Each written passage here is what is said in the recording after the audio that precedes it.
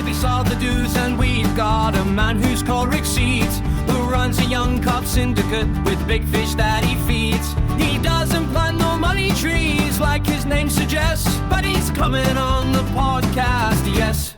Rich Seeds, my next guest. Hello and welcome to the Fishery Fast Lane podcast. We're in the Cotswolds waterpark and we're here with Rich Seeds. Rich runs a carp syndicate in the Cotswolds, and I've heard a lot of whispers about your place, Rich, and don't know much more than second-hand stuff, so I'm excited to dig a bit deeper on your fishery. So I'll let you introduce Carpathia and what it is to the people that don't know it. Okay, well, my name's Rich Seeds, and I run the Carpathia syndicate, and we've had it now for, I think it's coming up 10 years. It was a blank canvas when we bought it, which was nice. It was previously owned by Aggregate Industries, and there was actually 2 lakes on the site that were for sale. And in the end, we managed to do a deal on one of them because the other site was surrounded by footpaths and just looked like it was going to be a bit of a logistic nightmare for fencing and things like that. Yeah. And they agreed to sell the one we purchased. And it was great having a blank canvas. We had to cut our way in, like going across a ditch to start with, like taking all the tools and materials across the ditch, and then eventually like getting the planning permission to put an entrance in and all this sort of stuff. So it was proper. It was an overgrown jungle, like for definite. Is it your first fishery?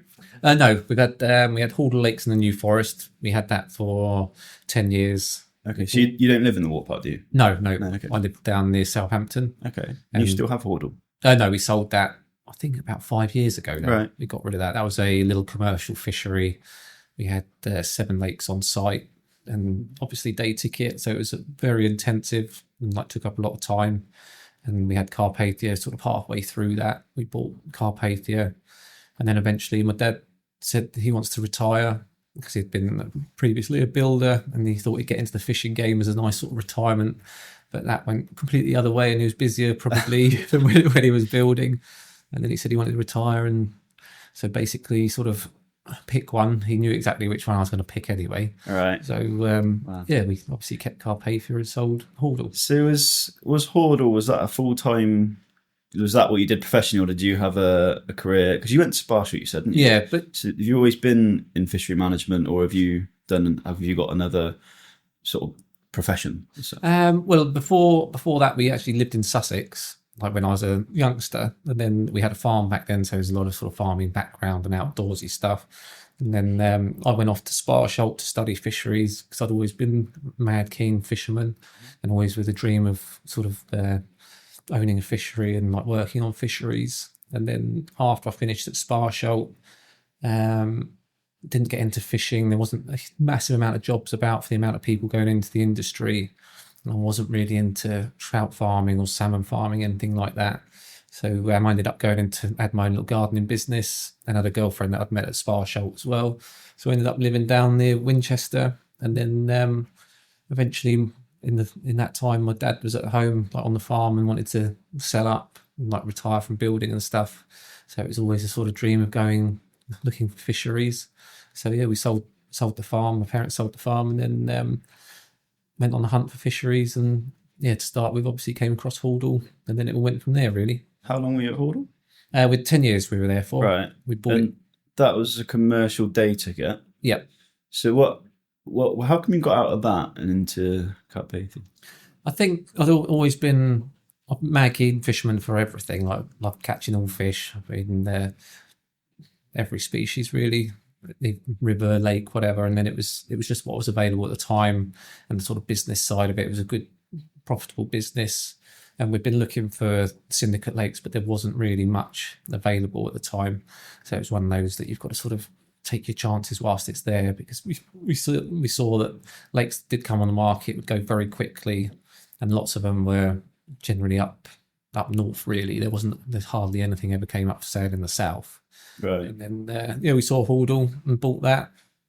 And then I think we'd been there 5 years, and that's when we were looking at buying a gravel pit as well, like still in the background. And obviously CMEX was being sold off, but that was going down sealed big route, so that was quite a hard thing to do really.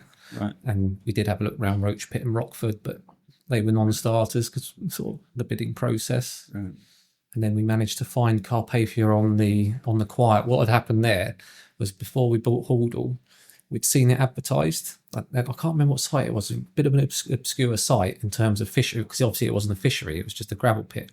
And it was like something like restored gravel pit. And we phoned them up to see if they'd sell it to us. But they said, we think it'd be a bit out of your price range. We're looking for hoteliers. It's obviously all the building work that's gone on around the Cotswolds.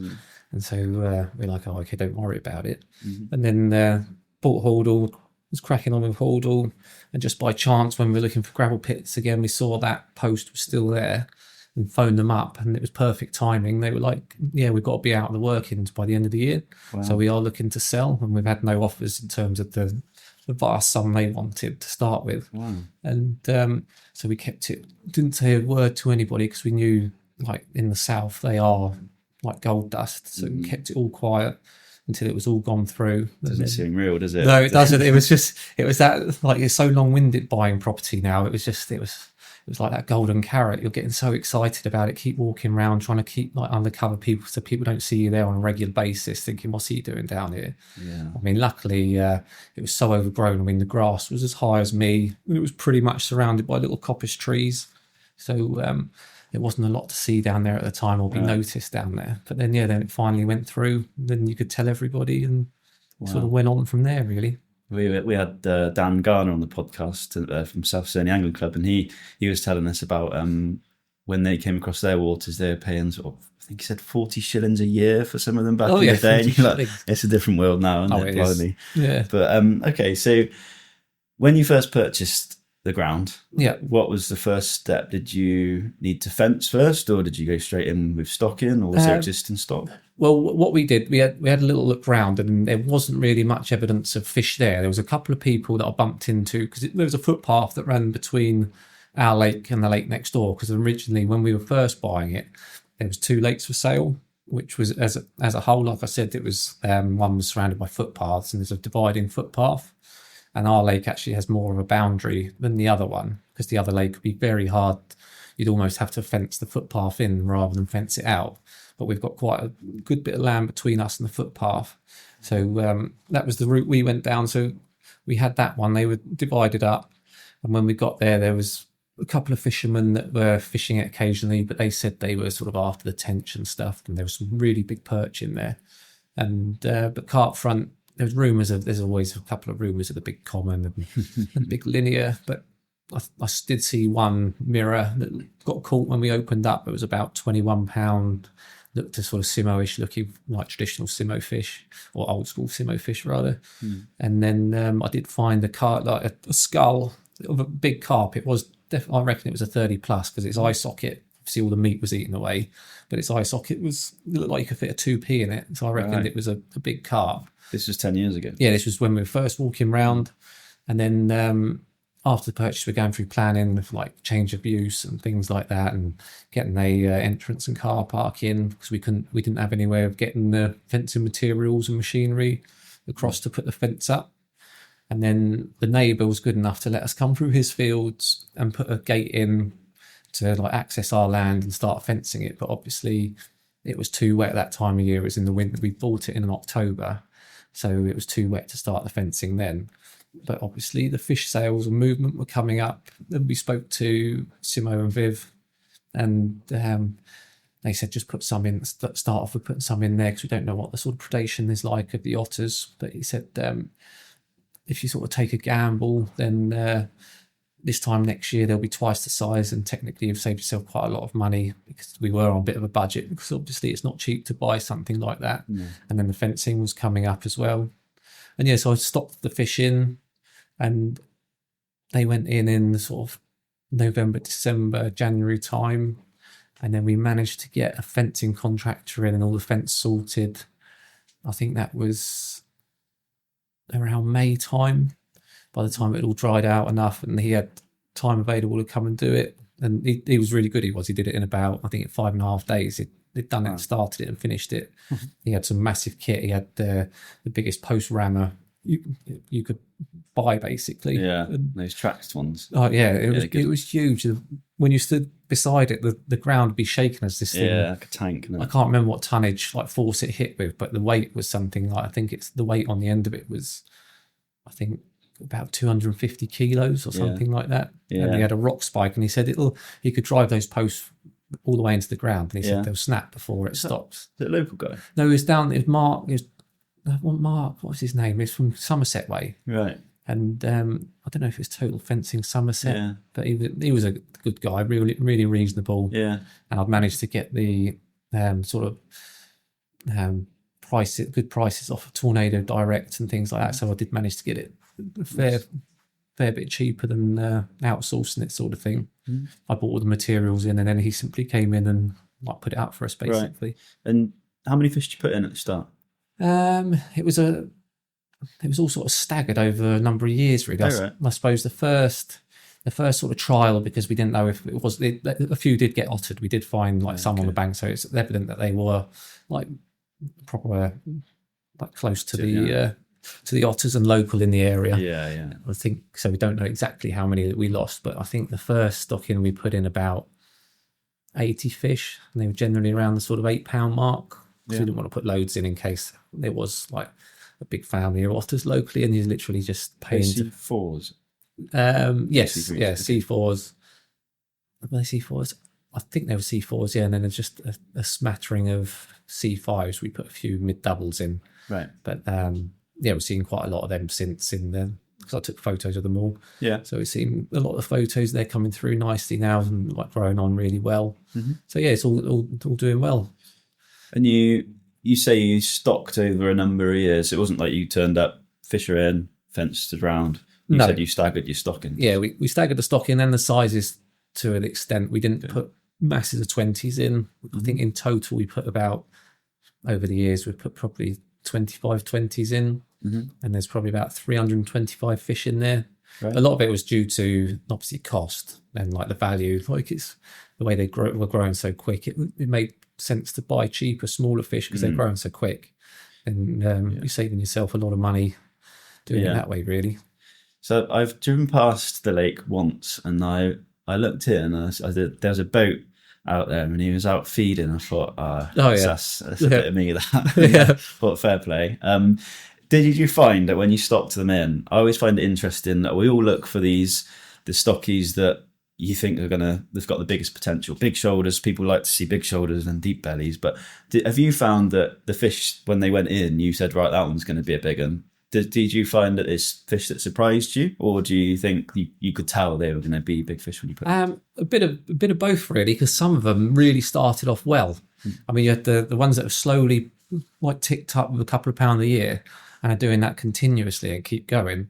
And then we had one fish that did £10 in a year, just flew up. Wow. Couldn't believe it. Went from 15 to 25 in a year. Yeah. And then since then he's just ticked up really slowly at sort of £1 to £2 a year. So I don't know why he sort of did that. But some of them you did see the frame on them and think they're going to go big, and they have done. And then there were other surprises where some of the C3s, that we put in, that were sort of £7-pounders that we didn't photograph, just all of a sudden have flown through. And you can sort of track them going past the 20-pounders that we put in, because technically they were in at roughly the same time, probably a year maybe gap, but some of the 20-pounders haven't gone anywhere near the size of the C3 that had gone in. Right. And that's now one of our biggest fish at like £53 or something like that. Went in at C3. Yeah, and so he's flown on through. Okay, because we find, I think everyone that is developing a carp fishery wants to stock the fish with the biggest potential, but I think you just don't know sometimes. Like some places you go and they're really focused on strains and want to get the best, most potent strains, the fastest growing fish, but then they'll put in a fish that maybe they've inherited from wherever or no real background of it, and they just grow massive. So everyone's trying to figure out like which fish is going to. We want to pick the ones that have got the most potential. Yeah. But I don't know. I just try to work out if we can or if it's. I don't know. I think it's just all. It's all to do with the water they're going into and just pot luck. Yeah. I think like you look at that manor fisheries. It's about 5 minutes from me in Timsbury in Romsey, and it's got that massive £60 fully scaled. Yeah. And I think that went in at I think they said about £2 or something like that.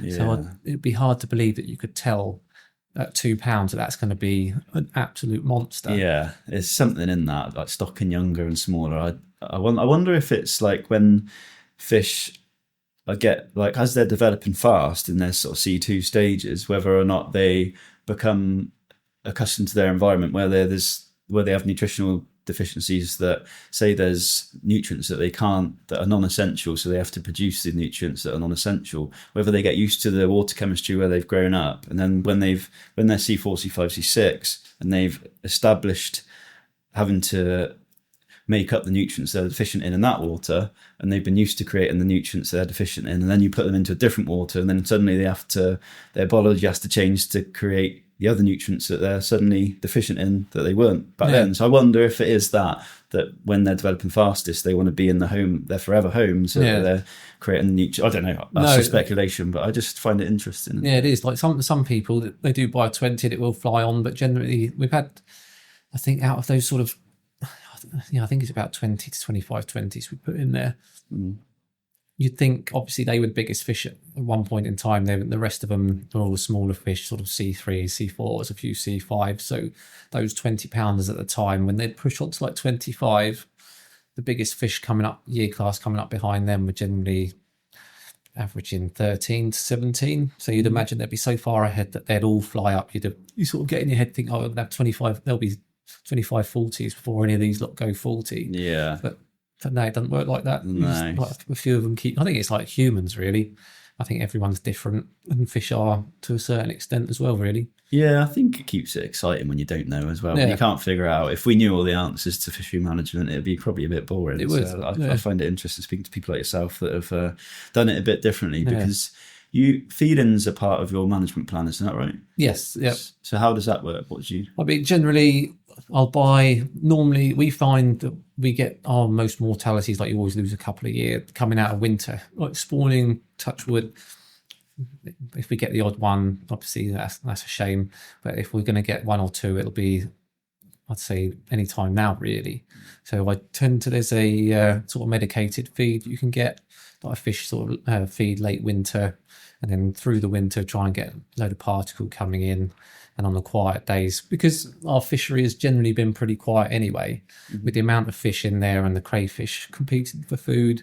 I mean, I'll go out into the middle in the sort of safe zone and feed them out there to try and get them eating something, encourage them to feed, and just keep them topped up a bit, really, rather than growing them to an extent, I think. How do you find that's accepted in the membership? Do the anglers, are they against you doing that? Do you find there's a bit of pushback when you're feeding them? Because obviously I supply feeds to fisheries, and you always get people worrying that you're going to feed the fish and they're not going to want to feed. They're going to know that that's safe. You're never going to catch them. How do you? It's funny. It's I think as anglers, we're always looking for a reason why we haven't caught anything. And like whether we've made a mistake on the swim or just not fished very well, it's much easier to blame something else. Never our fault. And we have had a few. Lots of people do understand it. I mean, they understand it now because I've been doing it so long. But some people be like, oh, yeah, the fish are all over me. And then he's gone and put a sack of pellet in the middle and I watch them all go out there. And then I remember putting a post on Facebook because a few people had mentioned it. But when you actually break down, like, of course, it's all to do with the finances as well. I'm not feeding them in any rate of fish farming figures.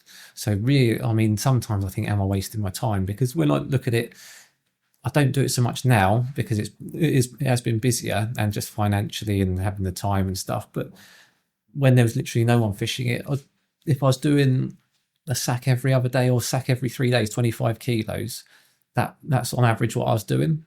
And so when you put that over a month, it's not a lot in terms of when you've got, say, 300 fish in there, if you just based it on 300, and I'd say the vast majority are 25 plus.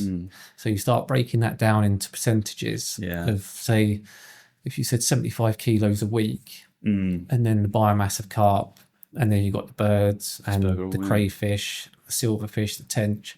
So you think, really, if every carp was getting a mouthful of it, they're getting a few grams a week. Yeah, it's just a supplement, isn't it? And I try to tell people that, because it's sometimes difficult to get the benefits of feeding across to people, and you're really trying to coach the fish or train the fish into healthy habits, to know that they're going to get reward by going to feed, and trying to encourage them to, because feeding, they're reducing their stress levels. It's going to help for the longevity of the fish. I know there's the argument that overfeeding and the longevity of the animal, but stress is a huge part of anything, and keeping your fish feeding. That's what I try to encourage the people that argue that the catch rate's going to be compromised by you feeding. I say actually it's the opposite. You'll find that the fish are encouraged to feed more. They graze much more because they're finding reward for feeding.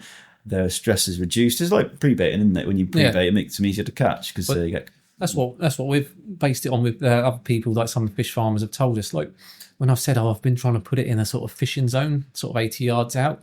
They're like, oh no, don't do that. Stick it in the no fishing zone in the middle, because then you know that they're eating it, it's not getting left, and the birds are eating it. And there's always a hierarchy of fish. So if it's only 25 kilos, which is nothing, if you had 20 fish on that, then they'll eat that within no time, and it kicks up all the flavours and smells and particles, and it sets off feeding responses in other fish, and they're more than likely then to swim off and look for food elsewhere and do it that way, really. Perfect. So with that, again, it must be difficult running a syndicate where you've got a safe zone out in the middle, and I just can imagine you having a membership of anglers that are, like you say, finding an excuse why they aren't caught. Oh, Rich has got that zone out in the middle. Do you allow them to fish there if they can reach it, or that's just you don't fish out there? Well, we've got a centre buoy because of the shape of the lake. It's so deceiving where you actually are, because the lake is quite round. It was really hard to start with to tell. I did it mainly to see when the guy was cray trapping, to tell where the cray traps were, and also to see which section of the lake the fish were in. Because quite often, because the distance across the lake, you'd be looking and you'd be thinking, oh, they're just 40 yards off the far bank. Right. And when you'd get round to the far side thinking of moving, they'd be like 140 yards out off that bank. So there's a big white buoy chained in the middle, and that basically shows you it's a lot easier to tell which quarter of the lake the fish are in, for if you're like in the fishing terms. But in terms of the management, like it shows where the middle is.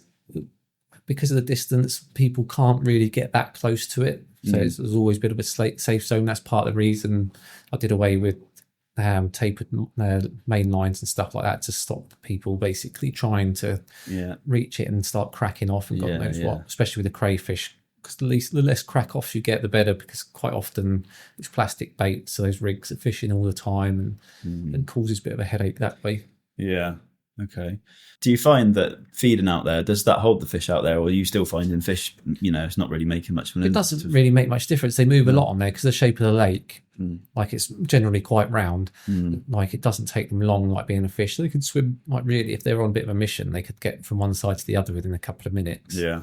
And the amount of food we put out there anyway isn't really a holding thing. It's just more of a safe sort of conditioning feed. And I think having the safe zone in the middle is better than having a safe zone in a corner, because obviously they don't want to held up in one corner. It's in the middle, so they can swim any direction at any time. Yeah. And the good thing is on the lake, that shape, like quite often if one bank's really busy with anglers and there might be a few fish showing there, other anglers might be like, oh, I can't get on one of the pegs, but I say to them, just go opposite, because they do move quick on there, course, like under pressure. And then if you've sort of got your trap set already over there and you're the only one on that bank, then it can really pay off. Because it's a big round lake, isn't it? Pretty featureless. Is there much? Is it a dry dug pit that's pretty featureless? It's dry dug. It's almost 1/2 and 2/4, if that makes sense. You've got the back half that is generally 10 to 14 foot, and then you've got like the shallow sort of road bank side, which is another 1/4. That's generally around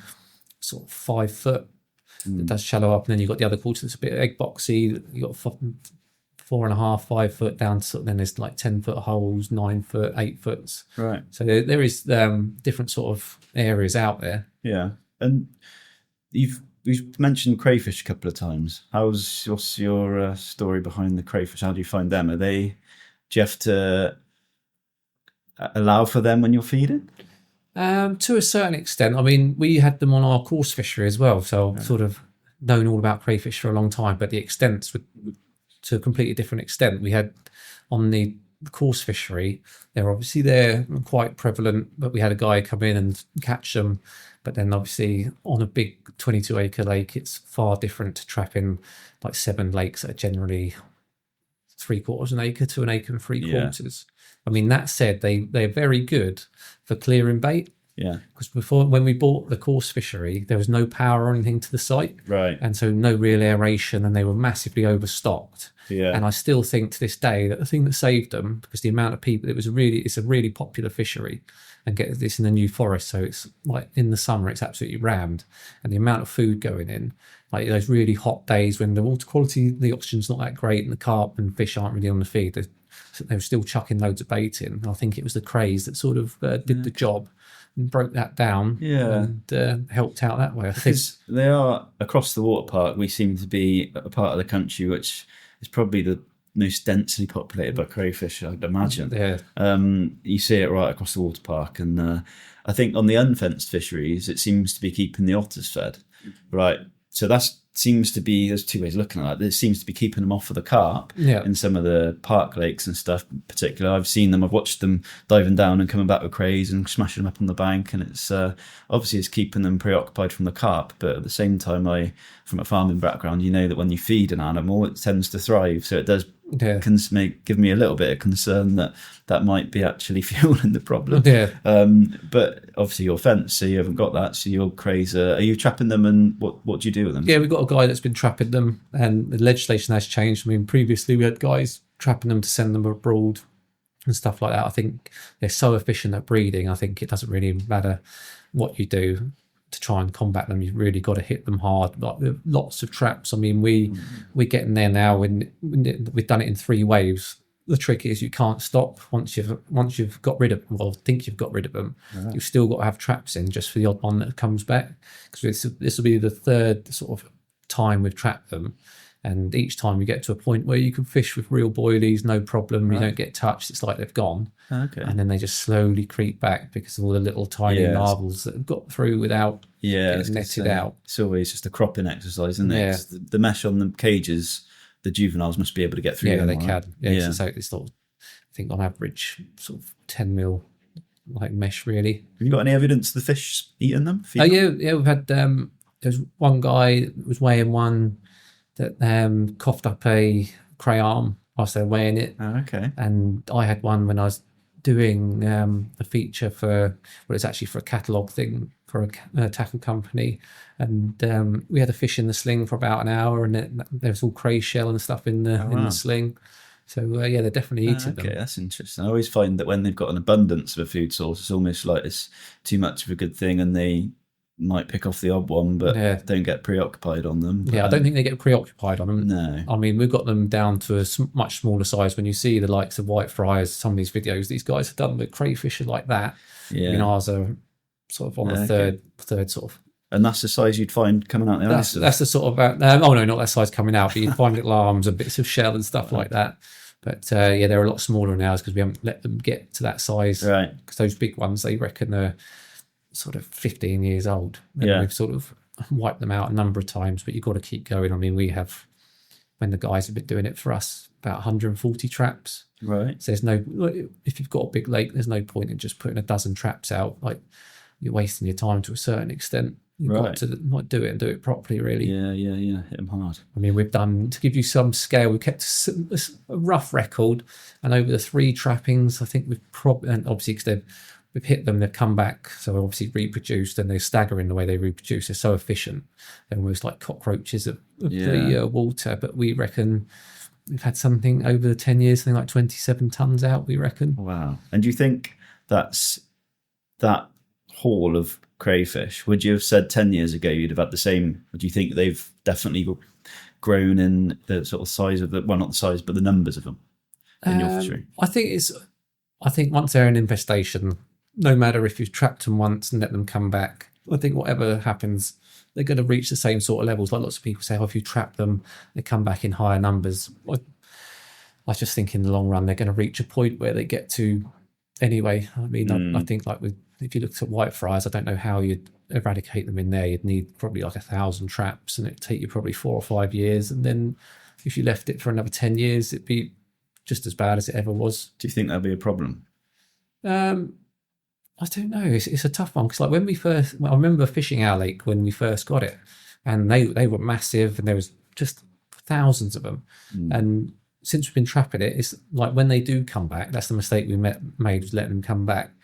I wouldn't really say the numbers were any different because it's hard unless you're out there with the snorkel or mask. You can't really tell because you're still catching masses of them. And I think, but like even now, I mean, it's so hard to judge.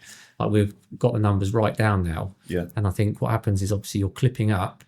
And I say to people, I think a lot of the time it's like almost like a normal sort of countryside. You'll have like your towns and villages where there's higher populations of them, and you'll have the countryside where there's a few. And if you're unlucky and have clipped up and casting right next to one of their burrows, then you might think you're getting absolutely battered by crays out there, but it only takes one. Yeah. And if you've listened this far through the podcast, then I can only assume that you're just as passionate about fishery management as I am. Now, it's not about me, the Fishery Fastlane podcast, but it is associated with me and my business, BP Milling. If you haven't discovered the BP Milling YouTube channel and you enjoy this type of content, then on the BP Milling YouTube channel, there's endless content that deep dives on the topics that really turn the dial for fisheries. There's loads of helpful stuff for fishery managers on there. Any fishery businesses that wants to learn and get the best out of their business, then that is the channel for you. So go and check that out. Now, all that advice on the BP Milling YouTube channel comes from my experience in the industry, which starts way back when I was 17 at Sparsholt College and studying fishery management. I was just as passionate as a student at Sparsholt back then as I am now. In fact, I won an award at the end of my studies for the dedication to my fishery studies.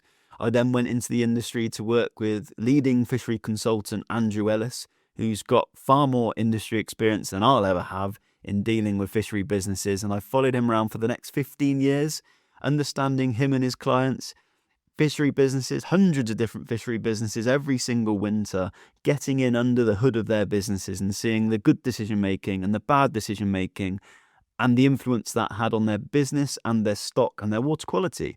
And that is what goes into the BP Milling YouTube channel. That experience, not only through working with Andrew, but also the last 20 years growing carp here at home on the farm, and my controversial opinion on how it should be done, and the results that I get that keep up with any leading fish farmer in the country. It's all packed into real punchy content for YouTube. You are spoilt for the amount of stuff that's on that channel. So once you finish listening to this podcast, head over to the BP Milling YouTube channel. Make sure you click that subscribe button, because there's loads more coming all the time for the channel to help you get the best from your fishery and understand what is good advice in fishery management and what is absolute nonsense. Well, one of the jobs you went on with Andrew, we were draining this estate pond, and the guy was moving, so we had to drain the pond down and get all the fish out. So he drained it down dry, and it had crays in there. And we got there on the morning that the draining was just finishing. It was like we'd had the fish out the day before and just back the second day to get the rest out. And they drained it down dry. And these crays, the second day, he had a fence around the pond, a chicken wire fence. And they are honestly crawling over each other, like up against, all the way around the perimeter of this pond, up against the chicken wire fence, was heaps of crayfish trying to get out. And I thought that was amazing how they just, like, they know they're in trouble, they're getting out. Yeah. And, but yeah, I never remember it being an issue when I was a youngster, but maybe it's because I've become more aware of it around the water park now. But I think a lot of it's the flooding now and just the infestations just spreading out throughout the countryside. Yeah.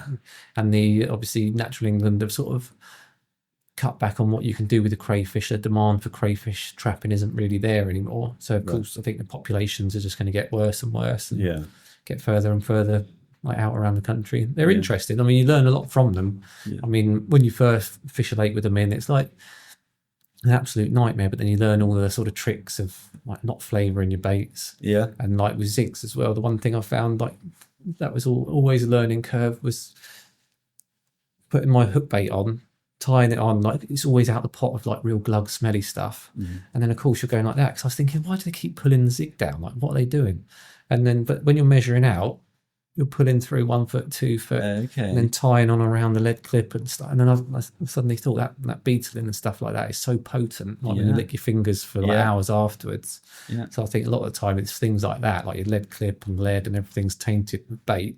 Yeah. And then that's when you can end up with a lot of trouble from the crays. Yeah, I found when I was fishing a pit where it's riddled with them.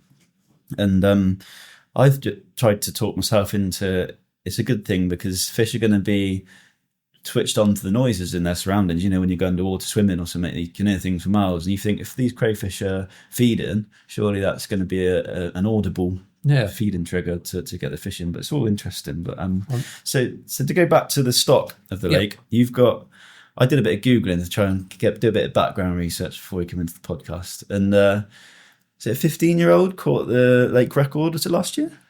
Yes, that's he did. It's just been it got beaten by a few ounces afterwards. Okay. But yeah, it was one of the bailiff's sons, Liam. He caught it. It was a bit of a shock. We didn't expect it to go that size. Wow. But yeah, that's growing on nicely as well. Awesome, yeah, there's some nice fish coming out. We've had 440s out this week. 440s. Yeah, one of them's a new one. Like I say, that one was 2 years ago was 37. It's now 45. I think I saw a story. Mark Bartlett had one. Yeah, he had two. Him and his boy had one each. Mad. He had 630s as well.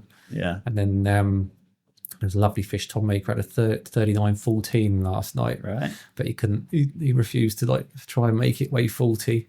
But that one's done well because I haven't seen that one for a while, and that's a really pretty fish. That. Okay, so have you got a set that are pushing on faster than the rest, or would you say they're all creeping up?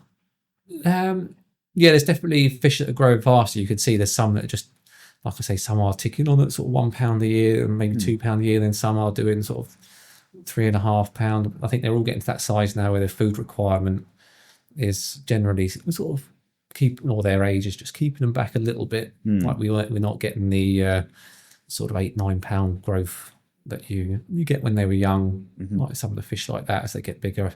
So they are still young fish, aren't they? Yeah, they are. Yeah, we've had I put some commons in last year from one of my friends just down the road from me. He's got a fish farm. He's actually turning that into a fishery, and he claims they're the original sort of Sutton commons and stuff because I worked for him about 25 years ago on work experience from college. Okay. And when we used to do all the feed trials at college, I think the fish used to come from RMC.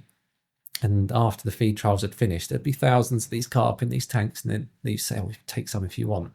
And he took a load and grew them on, but then he hasn't really done any carp farming for years. Right. And then he's bred them, and so these commons, and one of those did nearly £10 in a year. That went from £20, I think, kept you at £29 something. Right. in the autumn. Some of those Suttons that around some of the waters that I fish in the park, and those Suttons, some of the I think they originated from Sparshot in these tanks, and they're just awesome. Yeah, they are. They Nothing like it. Yeah, it's mad.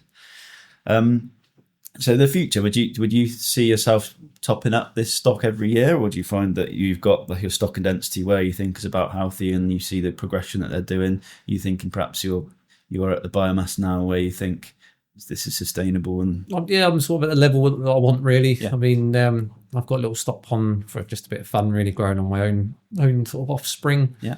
And we'll trickle a few of those in as the mortalities come, because obviously naturally you always lose a few. And so I think I'll probably buy some special ones in, like what I class as special anyway, every few years or whatever, but just to keep a different sort of age and bloodline going in, really keep them ticking over, rather than just put that initial hit in back when we first bought it. If we put them all in then obviously that means that they're all coming through at the same sort of age, and I think it's better just to mix them a little bit, nothing too extreme. I mean, you're only talking of a few, like a handful, sort of 5 or 6.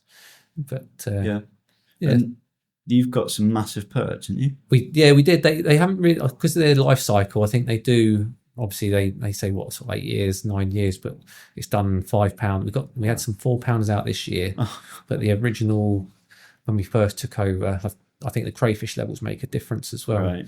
And the pit next door had some monsters in it. We should do again now, because the next year class should be coming through now. Because what's this cycle? They reckon about 8 to 9 years, they say, for perch, I think. Right. And when we bought it, we had quite a few 5-pounders out. One guy had 2 5s in a day and things like that. And we've got a lot of 3s and a couple of 4s coming through now. So I think that's the sort of next big generation coming through, hopefully. Wow. So some beautiful perch in there. Do people join for them, or was it all?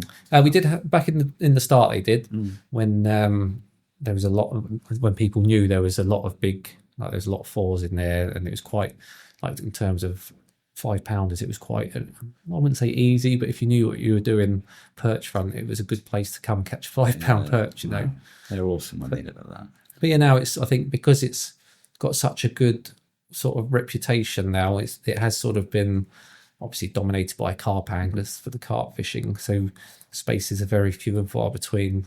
Yeah. So people, there are people on the waiting list that we've closed the waiting list because it's just, I just have a waiting list full of hundreds and hundreds of names with no point really. No, I think it's interesting though that the way, because this is really what I sort of set this up for, what I called the fishery fast lane, is because I wanted to speak to fisheries that, like yourself, that are what I call in the fast lane, because you're progressive with and you've got a plan going forward of where you want to get to. And we go to so many places where they are a bit in the slow lane and not really progressing like that. And I think it's really interesting that you coming into the park 10 years ago and all of a sudden 10 years and you've got fish bigger than some of the oldest pits in the park that have had established fisheries on them for years. And that is sort of a perfect example of what I want to call the fishery fast lane, of getting moving with what you can actually achieve and the potential of these waters when you things like your fishery management plan with the feed in, I think is awesome. But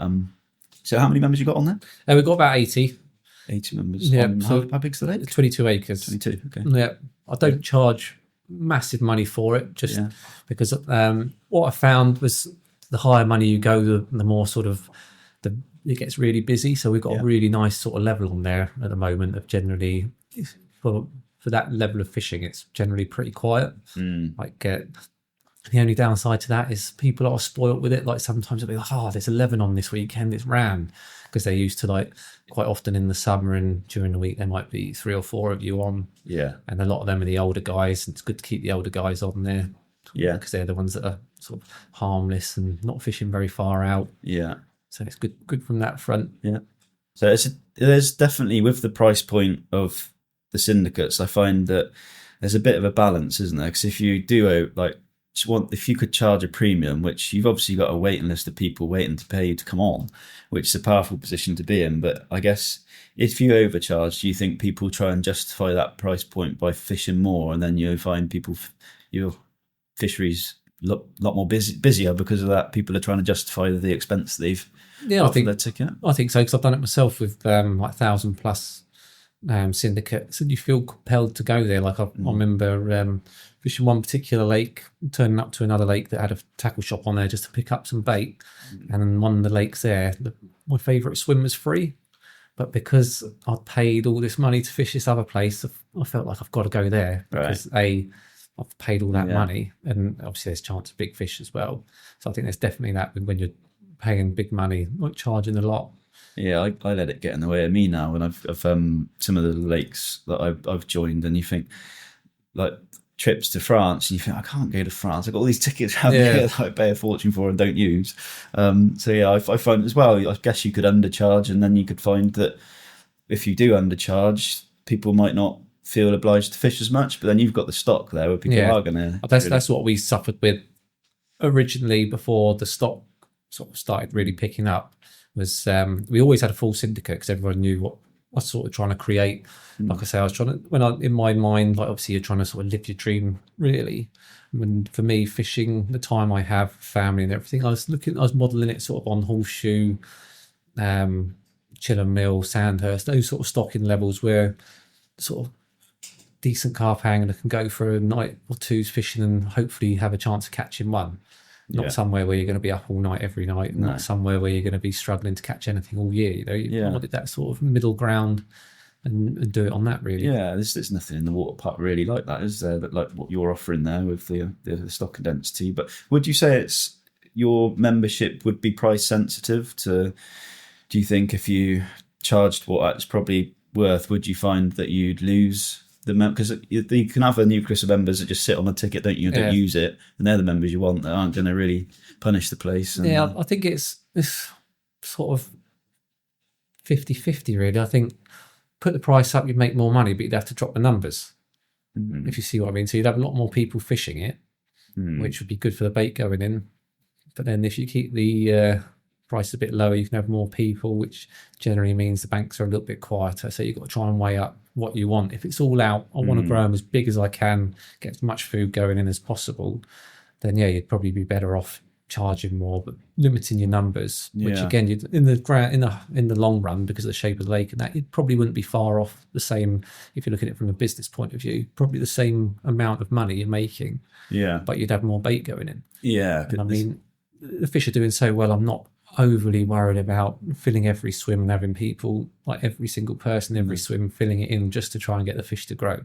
I worry a little bit recently, thinking about, with angling, are we making enough money as an industry when we're up against people in the water park that are running some of the pits here that are run for leisure, and like the mass markets that are making a lot more money than we are? How are we going to justify our position in the park? And it's good with people like you about own the waters that can keep places like that going. But I am a little bit concerned that is fishing really making enough money, because we've definitely not increased with the rate of inflation. Like look at some of the other industries, which the prices, like we've spoken about with the value of land and stuff, and where it's all gone. And are we keeping up? The good thing with the syndicates is generally it's that you know the lump of money you're getting in. Whereas day tickets, like our day ticket, was very weather dependent, and obviously competition, climate, and all that sort of stuff. And it made a big difference. And plus the overheads, like our course fishery, it turned over decent money. But you're talking of numbers of members of staff, all the ground maintenance, all the bin collections, the water, the toilets, everything, the electric, the whole lot. So that had a massive impact on the final turnover sort of thing. Do you find issues with the clientele coming from a day ticket? Would you find that being able to filter your membership? We got generally a good sort of membership. And on Is it an application process for yours? Not anymore, because it's we've closed the waiting list. As I say, it's probably in the long run it will go down invitation only, just because again I don't want to be wasting people's time. Like if you're number 40, 50 on the waiting list at the moment, you might be waiting 15 years, something like that. So it's not really a massive point in having that. Not waiting that long when it's doing so well. What a position to be in. So that's a powerful position for you to know you've got to create something in 10 years. It's good that I'm really pleased with how it's sort of come on, and proud of how it's kept in such high regard and stuff like that. Really. Absolutely. What about rules, Rich? Rules? I've got quite a long list of rules. It's mainly so it just keeps it easy in one respect. Some people, when they first turn up, or when I remember when people were looking at the lake when the fish was small, when they're sort of 12-pounders, I'm not joining that because of the list of rules, but it just makes it easier, because then everybody knows where they are. It covers us and everything, and it's pretty self-explanatory really. And there's no it cuts down a number of awkward conversations to be had, things like that really. What is there a rule that gets broken more frequently than others? Barbed hook rule sometimes, because we started off micro barbed and then had gone barbless. What was that? What was the reason? The reason for that was I started off also with because it was really quiet. I mean, when they were small fish, you'd have one person a week on, if that. And some people are like, can I use tapered mono and stuff like that? So I was like, all right, and it's not causing it, no braid, but just tapered mono. Can we use that? It's fine. And then obviously as the fish got bigger and people were trying to get further and further out, and I used to allow 3 zigs. And I remember one particular year I think it was over the space of sort of 2 or 3 months from February onwards, they, some of the anglers who were good at distance and good at zig fishing, were really clubbing them. Right. But so it might sound like I was trying to stop people from catching the fish, but it was the point that you turn up, walk around the lake, and every angler would have 3 zigs out.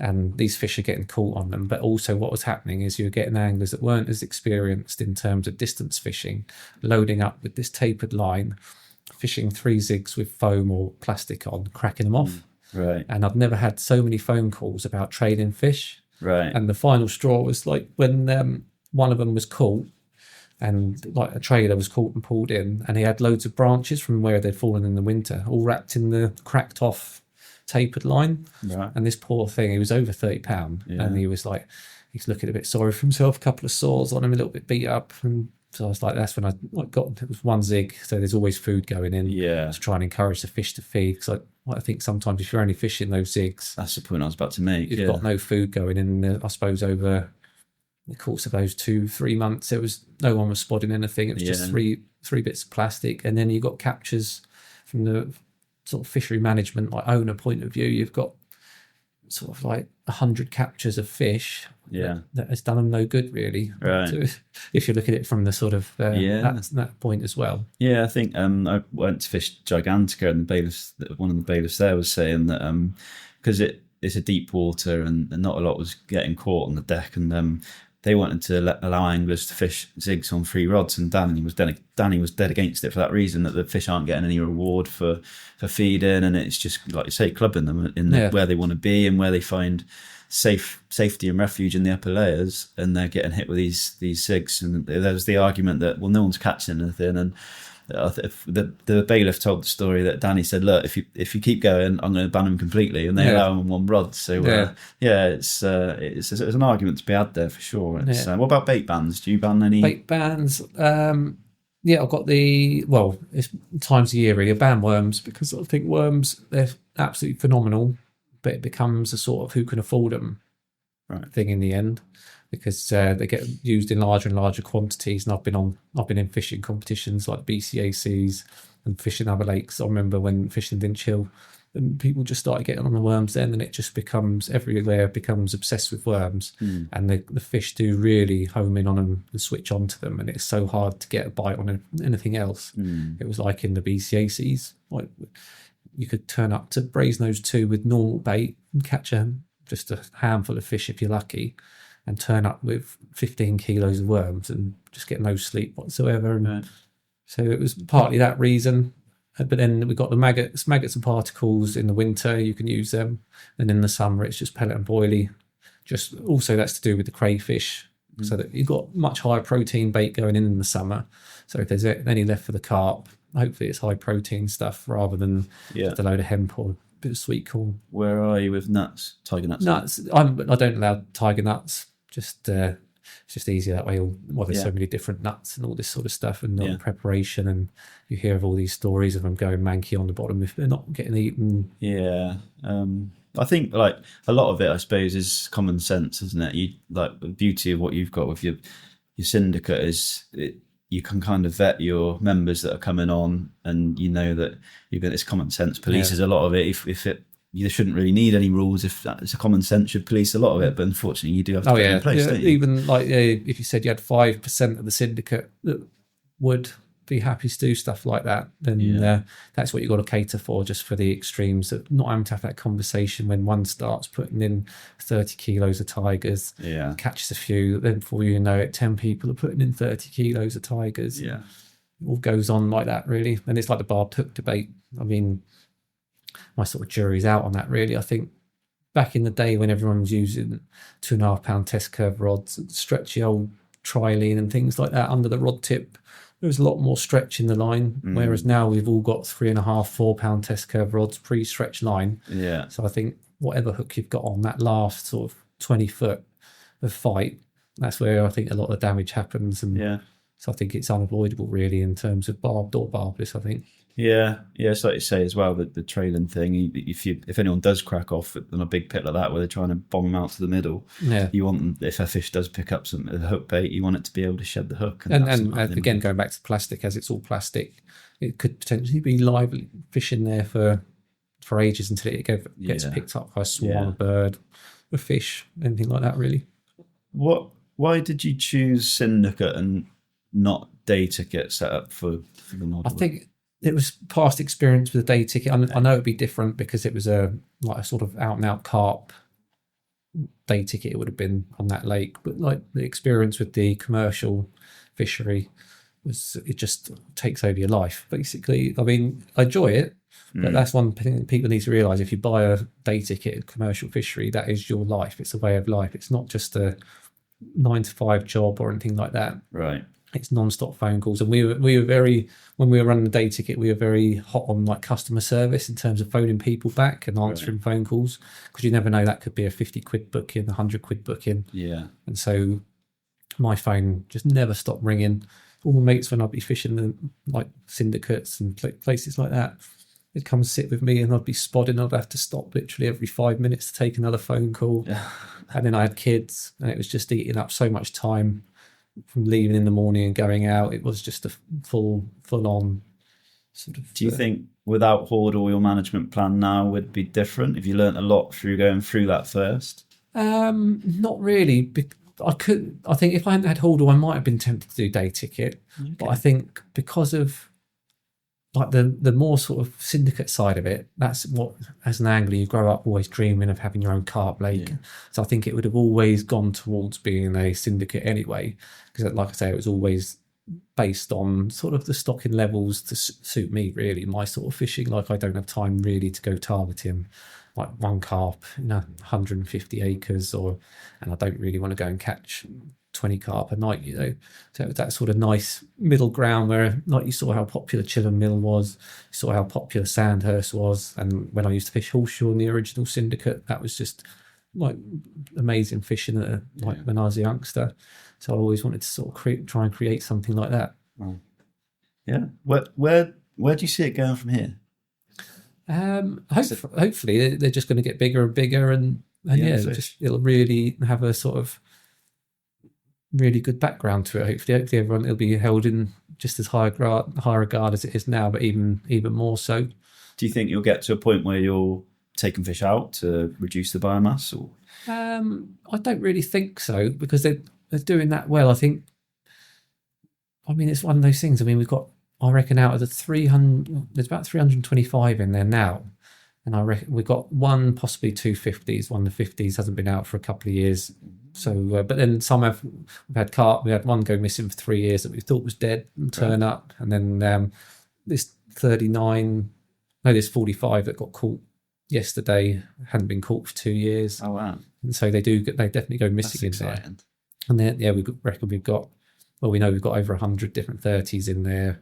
And there's probably about a dozen 40s. Yeah. So out of 325 fish, that's a hell of a stock. Yeah. So I'm not massively worried about taking anything out to like create space as such. Yeah, the fish will tell you, won't they? Yeah, I think it's interesting that when they go uncaught for so long, and we have some customers which have tiny waters, 2 or 3 acres, and they can have fish go missing for 3 or 4 years, and you think, how are they doing that? Well, that one on the underwater videos at Linear, what's it? That was that small plated?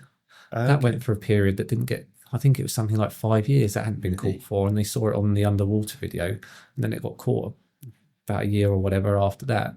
And that was incredible on St John's. Yeah, it does make you think. Well, that keeps the dream alive, doesn't it? When there's fish like that going missing. Do you find that you'll have other species that are also growing in line with the carp? Would you find like the rudd or roach, you've got populations of them that are pushing through as well? We've got a few rudd in there. We did have some lovely roach in there, but unfortunately the cormorants, they've done a good job on them in one respect. Right. Like it's nice to have them. I mean, they were a beautiful roach, but it seems, I think they've definitely taken their toll on the roach. There's still a few coming out that people do fish for, but that's the only good thing with cormorants, is they can manage the silvers for you. Yeah. But there seems to be a bit of a trend with big bream.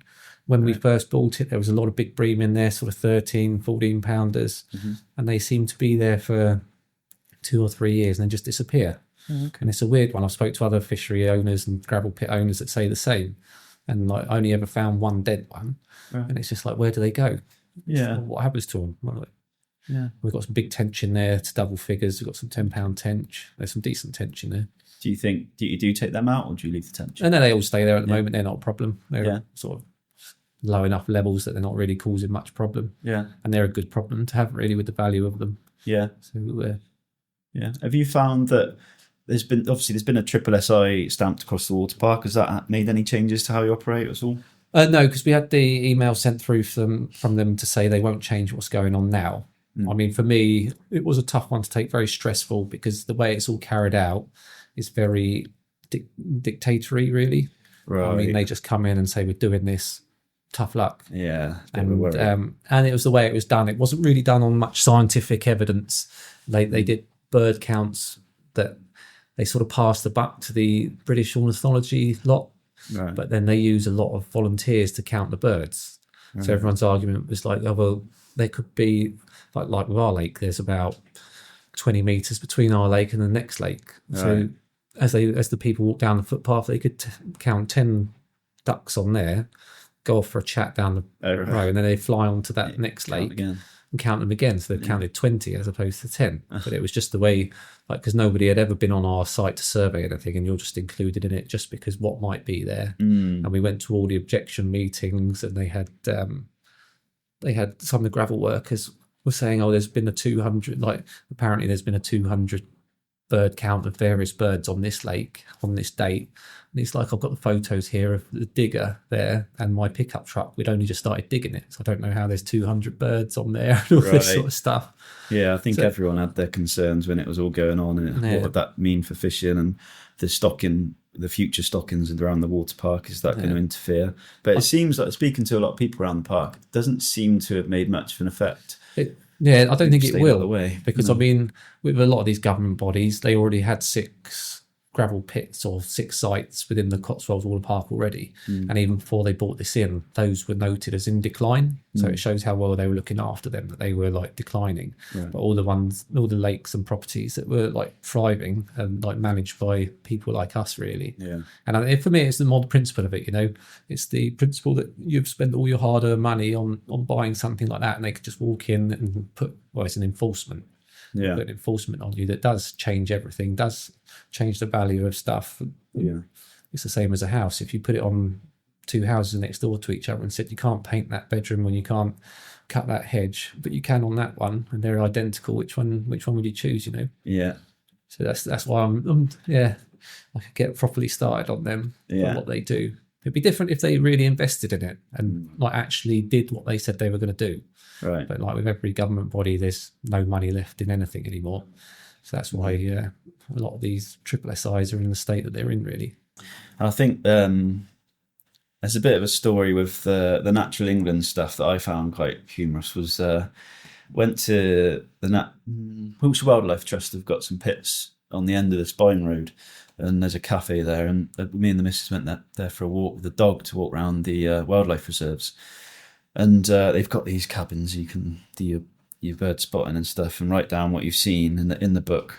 And of course, these lakes, they're not fenced, so you're looking out of these hides, and there's nothing there. And you look through these books, and there's people have written magpie or wood pigeon, and then you go up the road to a fenced fishery, and it is just swarmed by wildlife and birds. And I think there's a lot to be said about that. And I'd like to take sort of these Wiltshire Wildlife Trust or Natural England to see actually angling is the impact of otters, I guess, is the bottom line, but actually what's fencing a fishery and what we're doing, fishing, is actually feeding these wildlife, and we're not there to kill them, or we want everything to thrive alongside each other. We're country people, aren't we? The people that want to run fisheries.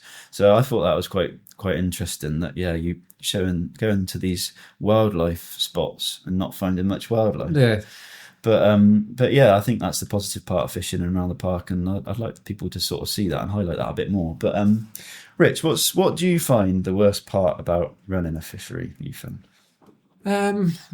Sometimes it's the odd angler says something that winds you up. So I think, obviously, I suppose, as a fisher, as an angler, I've been obsessed with it since I can remember being 4 the first time I went fishing. So you all have that dream of not owning your own lake, and it becomes a passion. Fortunately, I'm in that position. So you have that sort of dream of how you want it. But of course, your view is different to someone else's. So when you're really pleased with something you've done or created on lake, someone says, "Oh well, I would have done it like this. I wouldn't have done that."